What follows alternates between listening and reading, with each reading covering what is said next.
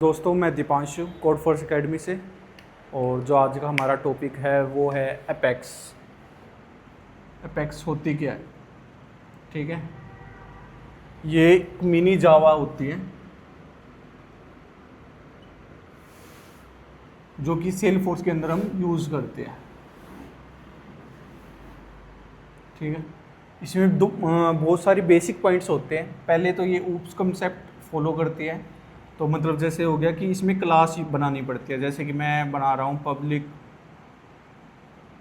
Class, ठीक है, और मैंने बना दिया कि जैसे कि भाई स्टूडेंट्स, तो हमारे स्टूडेंट्स के नाम से एक क्लास बन चुकी है। ठीक है, अब इसके अंदर क्लास तो बन गई, कंस्ट्रक्टर बनते हैं, वो सारी चीज़ बनते हैं। उससे ज़्यादा मेन टॉपिक होता है कि हम डेटा स्टोर कहाँ से करेंगे। तो वहाँ पे हमारे पास डेटा टाइप आते हैं। ठीक है, अब जो ये दो डेटा टाइप होते हैं ना, ठीक है, ये दो टाइप के होते हैं। एक पिरामिड होता है, एक नॉन पिरामिड होता है। ठीक है, पिरामिड का मतलब ये होता है कि जिसके अंदर हम सिंगल वैल्यू स्टोर कर सकते हैं। ठीक है, जैसे कि भाई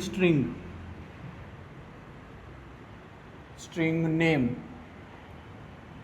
तो इसके अंदर हम एक ही वैल्यू स्टोर कर सकते हैं जो कि है दीपांशु।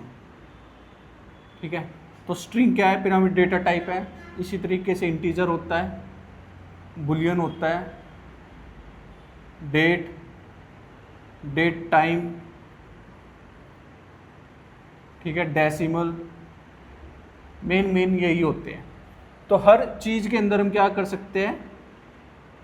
सिंगल वैल्यू स्टोर कर सकते हैं। हम इसके अंदर जैसे कि मैं चाहता हूँ नेम पे दीपांशु या प्रिंस या विशाल कुछ भी आ सके। ठीक है, ऐसा नहीं हो सकता। इसके अंदर एक ही स्टोर होएगा जो कि होएगा दीपांशु। ठीक है, कि भाई दीपांशु आ सकता है। नॉन पिरामिड क्या हो सकता है? जिसमें एक से ज़्यादा वैल्यू आ सकती है, जिसको हम कलेक्शन कहते हैं। ठीक है, कलेक्शन बोलते हैं, क्योंकि कलेक्शन क्या हो गया? Multiple values. ठीक है, अब इस कलेक्शन के अंदर तीन चीज़ होती है। तीन टाइप से हम अपने तीन टाइप ऑफ कलेक्शन के बोलते हैं जिसके अंदर मल्टीपल डेटा स्टोर कर सकते हैं। पहली आती है लिस्ट, दूसरी सेट एंड मैप। लिस्ट के अंदर क्या है? आप स्टोर कर सकते हो, इसके अंदर डुप्लीकेट वैल्यू आ सकती है। ठीक है, अनऑर्डर होती है। ठीक है, और सेम तरीके से ये वैल्यू मल्टीपल वैल्यू स्टोर कर सकता है। अब क्या हो सकता है? इसके अंदर हम दीपांशु, प्रिंस, विशाल, ठीक है, सब वैल्यू स्टोर कर सकते हैं एक कलेक्शन के अंदर।